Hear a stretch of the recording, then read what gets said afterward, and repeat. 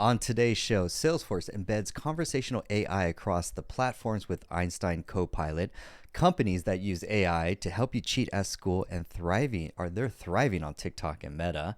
And lastly, AI miracles, how ChatGPT cracked a boy's chronic pain mystery. All that and more on today's show. Welcome to the Jonathan Acuna podcast. And eventually I'll get music, like some cool animation, but production's low. Let's actually get into it. So Salesforce, every platform, everyone is like, yo, ChatGPT's and everything. We got to compete. We got to get Salesforce. And Salesforce is like, they have their own AI. And so they introduced this new thing called Einstein Copilot. And so basically, they're bringing AI to the whole platform itself, and it gives the ability for the user to answer questions or ask questions in natural language across all their Salesforce products. Now, their CEO, Clara, she's part of Salesforce AI. That's her role in her development. She discusses the insights and purposes and the benefits of Einstein Copilot because she can explain how Einstein Copilot can enhance customer interaction and experiences. Look, and at the end of the day, every company has a tech stack that you're using, and you basically have fundamentals across CRM, ERP, whatever you're using for your marketing, sales, operations, task management, project management, and so forth. All of those apps, whether they be SaaS or enterprise level, are getting ChatGPT integrated with it.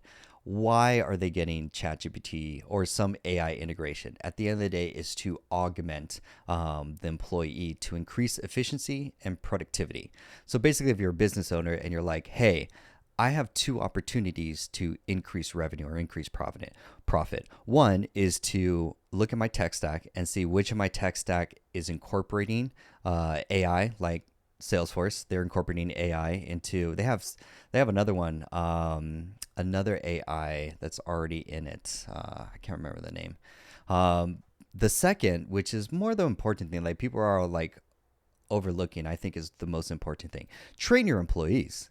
Like people training. I'm all about like AI, people over AI, like instead of replacing people with AI. I used to be on the replacing AI or replacing humans with AI Bandcamp. I used to be on that for sure, automation all the way.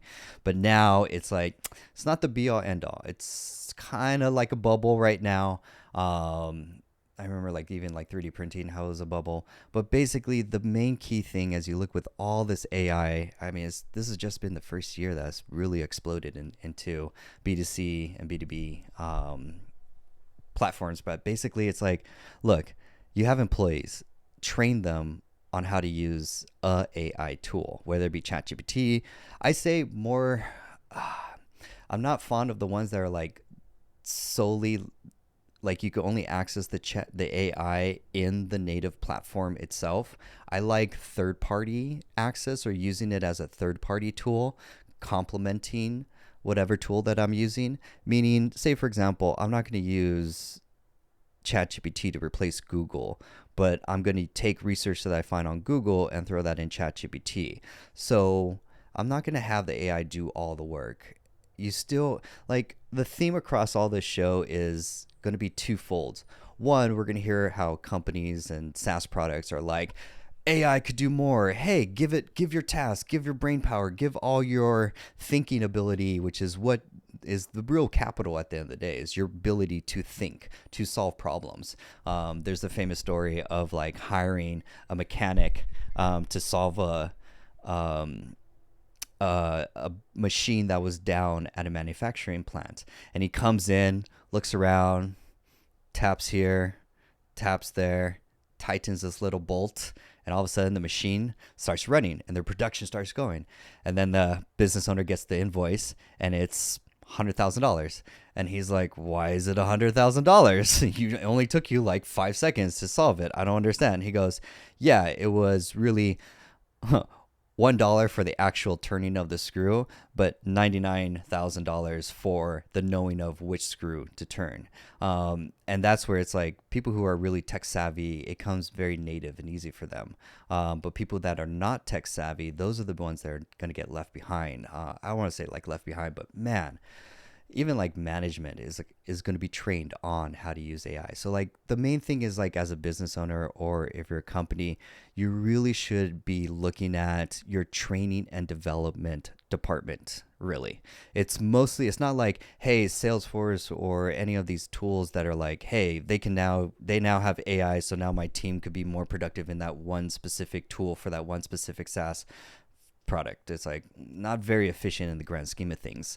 It may increase efficiency by a small percentage, but when you look at the overall workflow and the amount of tasks that the employee has to do across different applications, whether it be project management, email, then jumping into whatever tool that they use for their specialty. They're jumping around different tools. So it really comes down to training the employee through training and development to upskill them so that they're trained on how to use ChatGPT mastery kind of level. And they're then that's where you get like real incredible productivity, like unlocks and boosts of all that. That's where I really see is like, because I'm now more like in the camp of like training humans to outcompete AI. That's my game that I've seen now. So that's why I was like, Salesforce, everyone, I'm coming as a Salesforce admin. And so all these tools, SaaS products, they're all going to get AI implemented in them. They're gonna want it, but you also, they're talking about the trust thing and the hallucination. Like you can't get away from the hallucination problem. Like that is still a big problem where you're like, how do you know if the machine is hallucinating to trust that information for you to make an executive choice for your business to create profit for this or revenue? And so it's a little early to like fully depend on AI to augment a lot of the tasks if your employees aren't trained to their maximum efficiency or skill level, I would say. So max out your employees or your own training and skill level, and then incorporate the whatever AI tool or the AI tool that's in the specific SaaS product or app that you use for your role or your job, basically. Because I see it in all my apps and I'm like, that's great, but it's very limited as far as what I can do with it versus using ChatGPT. And it's not an ad for ChatGPT, but using it as a third party AI to be my little like personal assistant to just do subtasks makes it incredibly efficient. And that's where the real efficiency and productivity gains are. Let's move into the next one because now AI, because again, it's the same theme of people augmenting or giving their thinking over, which is your most valuable resource, over to AI. That's like, it's a lot of hype right now. And so like right now, so companies that use AI to help you cheat at school are thriving on TikTok and Meta. Look, we all in college use cheating websites. I use cheating websites for like book summaries, and I failed. Oh, I remember the time where the teacher was like, "Did you even read the book?" And I was like, "Nah." I trusted what the internet said.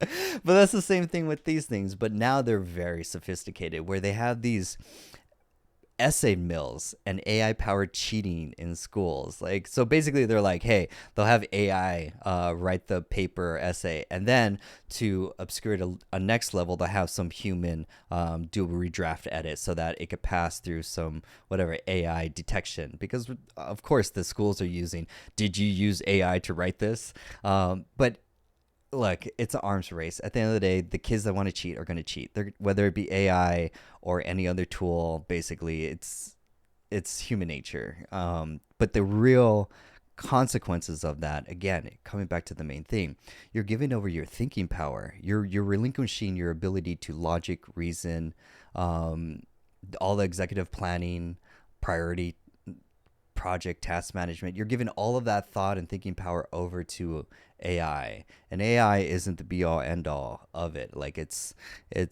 no, you still need humans, team humans, not replacing that. There's a whole thing of like, hey, we don't need humans, we could depend on AI. Watch out for those people. It's like, look, make humans more dangerous. And so look, at the end of the day, this is just a story that kids are going to cheat, they're going to cheat. But look,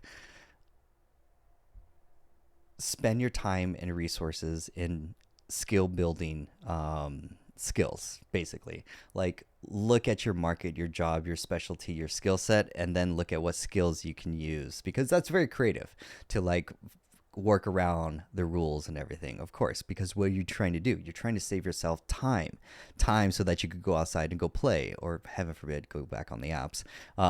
That's basically what you're doing. Whether the cheating is always going to be around, why are they cheating? They're cheating because they want to save time, because they want to go do something else with their life and not spend endless time on a monotonous essay, just to get a passing grade on a grade for a degree for a piece of paper that's not worth the amount of debt it's going to put you into. So at the end of the day, you shouldn't take that time, do it, take the time that it saves you, and invest that time in a mentor. That mentor is going to be the person who has accomplished the goal or goals that you want, or the dream that you're chasing. Spend that time hanging out with them, and they will mentor you to teach you the skills and the quick path that you need to get whatever your goal is. It's very generic because it really doesn't matter. There's someone on this planet who's already accomplished the goal that you want, the dream that you want, the business, the career, the accomplishments. Go find that person. It's very now easy to go connect and find that person now. So that's where I see it as. At the end of the day, we're just trying to be more efficient with our time so that we could do more productive and efficient things. And that's where I say, like, I'm not going to promote cheating, but at the end of the day, I'm not going to stop the cheaters. They'll cheat, but use that extra time that you get to really invest it in a mentor to help you get ahead in life. That's really going to pay more dividends. Lastly, this one's a little close to the heart. AI miracle: how ChatGPT cracked a boy's chronic pain mystery. This is like, because all these tools can be used for good and they can be used for bad. It comes down to the person and their intention, and their morals and their principles on how they're going to use this tool to accomplish a end goal, whether that be a end goal that's good for humanity or not good for humanity. It's just the tools are just tools. It's really us and how we choose to use the tools.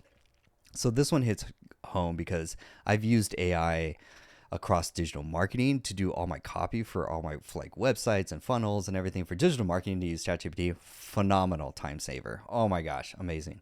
But I've also used ChatGPT for helping a friend win a legal small claims court case. Boom, won it with them. Use ChatGPT to draft the reply letter, draft the outline, draft the strategy, draft the what are the counterpoints, what should we watch out for, what are our steps. We won. That was wow. And that was the person's first time using ChatGPT. They're like, oh, I've never used AI. So I was like, well, you have a big problem. You have a big attorney court case. Like, you're going to go to small claims courts.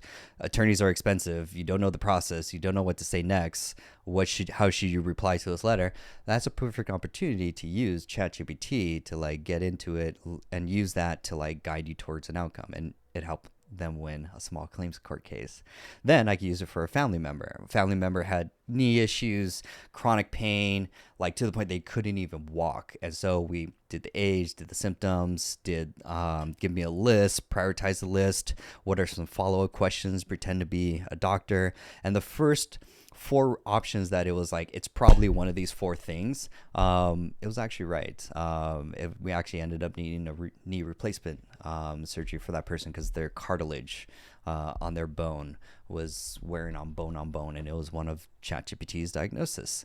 And so then we went from there to what is a lifestyle solution for it? What can this person now this is now their whatever pain or problem, what now can they do for lifestyle changes? And I gave them a whole lifestyle change. And so eating differently. And so there's a lot of other stuff over-the-counter medication that they could take to manage it and stuff. And so it gave them a really great plan.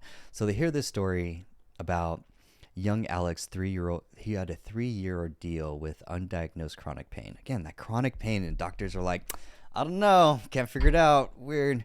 And here's some more pills. No shame.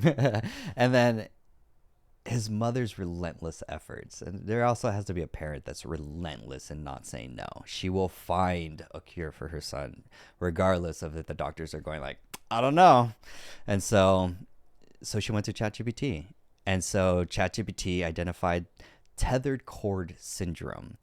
And then it recommended a surgery. And so that surgery was successful. It rectified Alex's condition. And there's two real like lessons here. One is perseverance. Be very like, yeah. Parents are going to persevere and find solutions to their children's problems, relentless. And so this is a story really of a mother not hearing the answer no and wanting to find a solution. And now there's tools like ChatGPT. Once you learn how to use the tool, master the tool, you could get amazing results. It's like having a little personal assistant. Um, it's amazing. Um, and it helped her solve chronic pain. Like my family member, chronic knee pain to the point they can't walk. Solve ChatGPT. ChatGPT gave us solutions or like possible. This is what it could be. Went to the doctor. Doctor's like, yeah, that definitely sounds about right. Let's get you a knee surgery. And so we escalated, and finally, within a short period of time, cutting the chronic pain time to a short period of time using ChatGPT. All of it is saving time, working smarter, not harder. So I think the lesson of today's like stories really is, look, there's tools like ChatGPT. It hallucinates. It's not used as a research tool. It's not meant to do your homework. Like at the end of the day, you still have to think.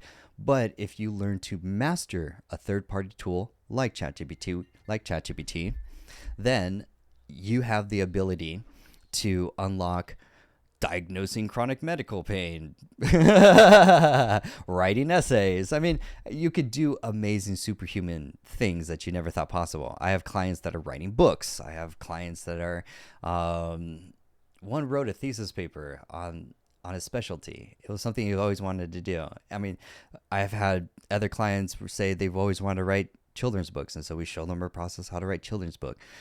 Learning how to master a tool is incredibly powerful. So let's do a pro tip. I think I was going to do a Notion pro tip, but look, at the end of the day, you got to learn how to use ChatGPT. I actually teach a course on how to use ChatGPT 101.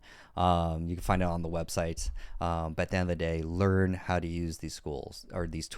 Tool mastery is going to save you time to work smarter, not harder.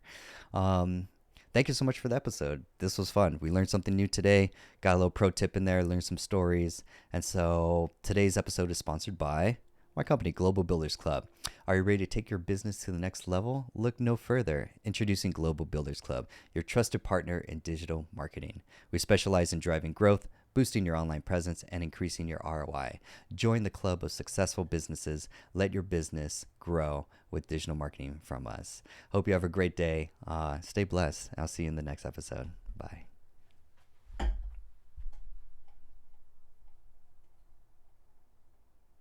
Oh, wait. Let's do